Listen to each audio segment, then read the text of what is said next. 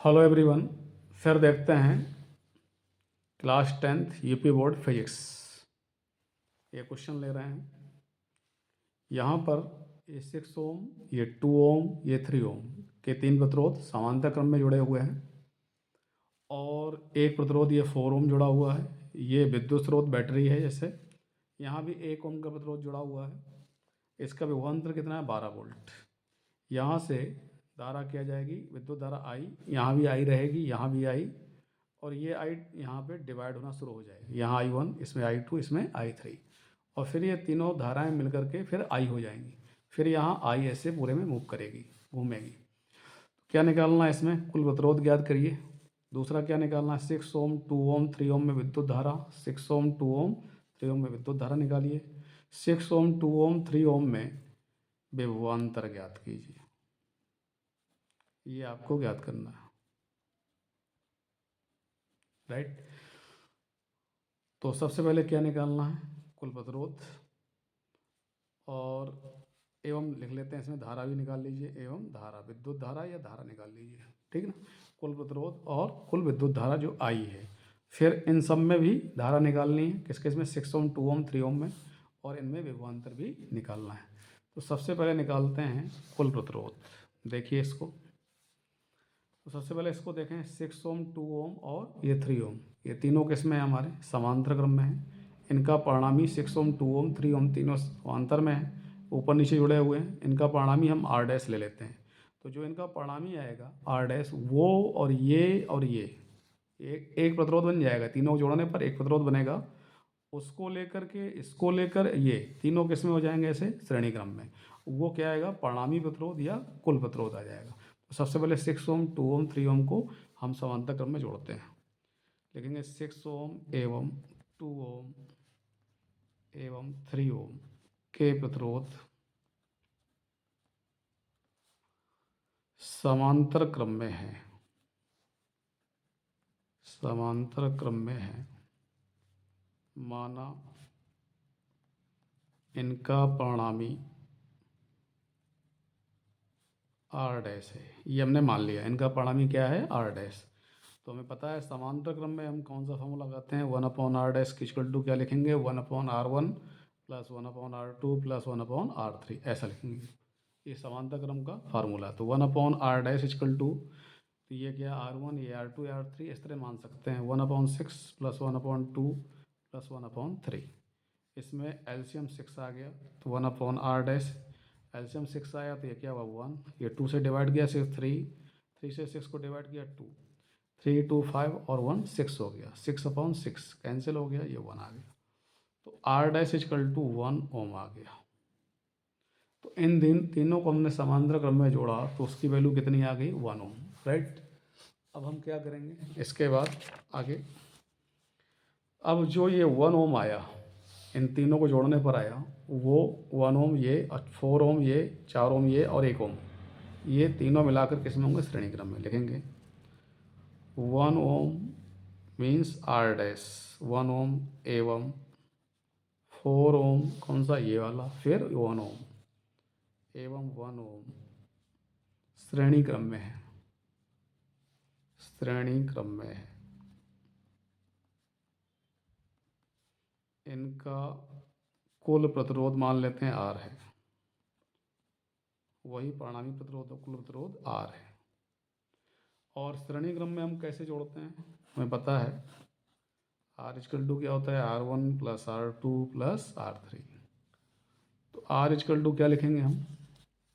1 plus 4 plus 1, 1 plus 4 plus 1, तो ये 6 ओम हो गया। तो कुल प्रतिरोध कितना आ गया? ये हमारा आंसर हो गया पहले का कुल प्रतिरोध। ये हमारा आंसर हो गया, राइट। ये कुल प्रतिरोध हमारा आ गया। अब हमें करना क्या है आगे, इसके देखते हैं। अब क्या करना है कि कुल धारा भी ज्ञात करना है, राइट। तो यहाँ पर विभवांतर कितना दिया हुआ है? 12 वोल्ट। विभवांतर V इक्वल टू क्या लिख देंगे? 12 वोल्ट। और कुल प्रतिरोध R आ चुका है, ठीक है ना। तो विभवांतर V इक्वल टू हमने लिख दिया 12 वोल्ट जो दिया हुआ था। कुल प्रतिरोध R टोटल जिसे मान सकते हैं, ये R टोटल ही है। राइट। आर टोटल हमारे पास कितना आ गया, 6 ओम आ गया। तो कुल विद्युत धारा क्या होगी, आई इक्वल टू क्या होता है, वी अपॉन आर टोटल। तो वी कितना है हमारे पास 12 और आर टोटल कितना 6 से डिवाइड कर दिया तो कितना आ गया 2 एम्पियर। तो कुल धारा, टोटल धारा कितनी इसमें प्रवाहित हो रही है, 2 एम्पियर। इस तरह से हमने कुल धारा निकाल ली, राइट। अब करना क्या है, जब कुल धारा निकाल ली हमने, इसके बाद क्या करना है आगे देखिए। तो कुल धारा जो है वो आई हमारी इसमें जा रही है ऐसे से। अब पूछा गया है आपसे इनमें, इसमें I1 I2 I3 के मान, इसमें I1 जा रही है, इसमें I2, इसमें I3। तो इनमें, इन प्रतिरोधों में 6 ओम और ये क्या था 2 ओम, ये 3 ओम में कितनी धारा प्रवाहित होगी वो हमको निकालना है, राइट। तो अब उसके लिए हम क्या करेंगे, सबसे पहले अभी हमने देखा कि 6 ओम 2 ओम और 3 ओम ये हमारे पास था। क्या था, 6 ओम 2 ओम और 3 ओम ये हमारे पास था। इनको हमने जोड़ा था, पहले समांतर क्रम में जोड़ा था हमने, और समांतर क्रम में जब जोड़ा था तो वो हमारे पास प्रतिरोध क्या आया था, आर डैश आ गया था, राइट। तो अब हम लिखेंगे आगे इसमें, सिंस 6 ओम कामा 2 ओम कामा 3 ओम समांतर क्रम में है, अतः इनका कुल प्रतिरोध हम निकाल भी चुके हैं। कुल प्रतिरोध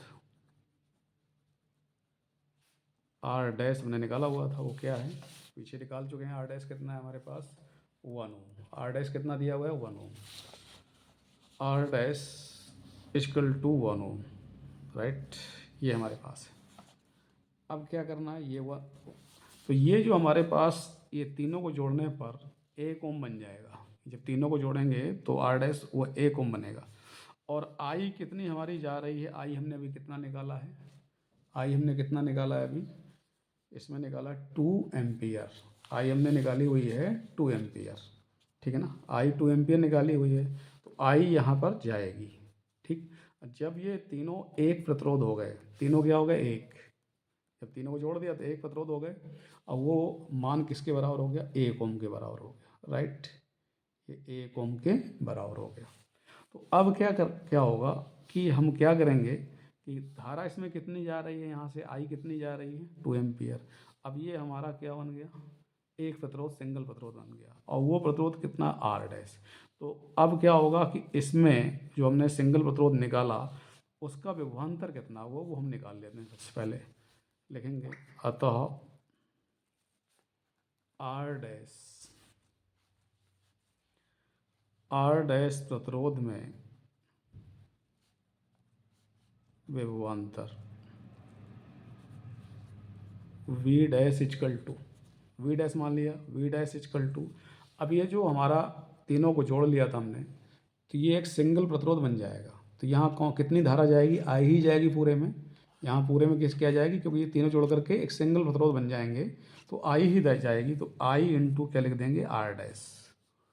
आई कितना है हमारे पास, कितनी जा रही है 2 एम्पियर, तो 2 इंटू यहाँ कितना 1, ये कितना हो गया 2 वोल्ट। तो इस जो हमने सिंगल आर डैश निकाला, इन तीनों को जोड़कर सिंगल आर डैश निकाला, उसका विभवांतर हमारे पास कितना है, ये 2 वोल्ट आ गया, राइट।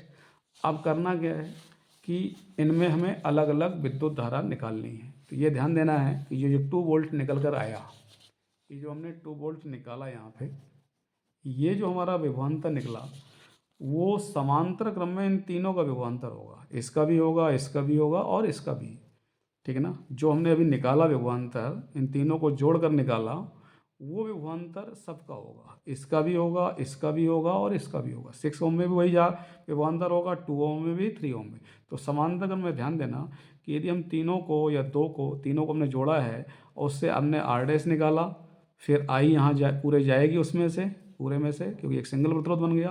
तो उसका जो विभवांतर आएगा इन तीनों को जोड़ने के बाद, वही विभवांतर इन सबका अलग अलग भी होगा। तो 6 ओम में कितना विभवांतर होगा, वी डैश, इसमें भी कितना होगा वी डैश, इसमें भी क्या होगा वी डैश। तो यहाँ प्रतिरोध कितना है 6 है, यहाँ प्रतिरोध 2 है, यहाँ क्या है 3 है, लेकिन विभवांतर तीनों में क्या होगा समान होगा पर समांतर क्रम में।